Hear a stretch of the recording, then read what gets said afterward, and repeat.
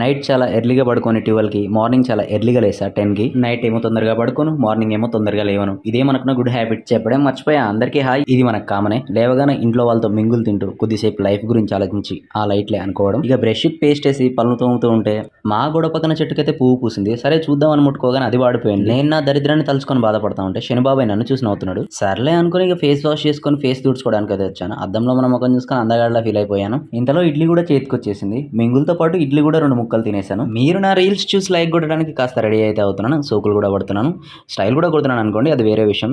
చేతికి వాచ్ చేశాను, బ్యాగ్లో కెమెరా పెట్టాను, ఇంకా బయటకి అయితే వచ్చాను. వెళ్తూ ఉండగా బండికి దాహం అయితే అయింది. అందుకే బంకులో ఆపి దానికైతే కొంచెం పెట్రోల్ దాపిచ్చాము. ఇక మొత్తానికి అయితే స్టార్ట్ అయిపోయాం. బండి దిగేసి చిన్నగా నడుచుకుంటూ లొకేషన్ దగ్గరికి అయితే వచ్చేసాం. ఇక మా బాయ్స్ అయితే ఫుల్ జాయ్తో షూట్ అయితే స్టార్ట్ చేస్తారు. ఇక మనకి చిన్న ఫోన్ వచ్చింది, సరదాగా మాట్లాడుకుంటూ అలా పక్కకి వెళ్ళాను. ఇంతలో మా శివగాడు చెట్టు మీద పడి మేకల పళ్ళని తింటున్నాడు. ఏంటా అని చూస్తే అవి మల్బెరీస్. సర్లేనదంతా పక్కా పెట్టేసి షూట్ అయితే స్టార్ట్ చేశాను. ఇక మొత్తానికి ఎంతో కష్టపడి షూట్ అయితే కంప్లీట్ చేసినాం. ఇక మా బాయ్స్ అయితే సామాన్ సర్దేశారు. ఇక చిన్నగా నడుచుకుంటూ రోడ్డు దాకా పోయినాం. ఇక బండి తీసుకొని ఇంటికి వెళ్ళిపోయినాం. బాయ్.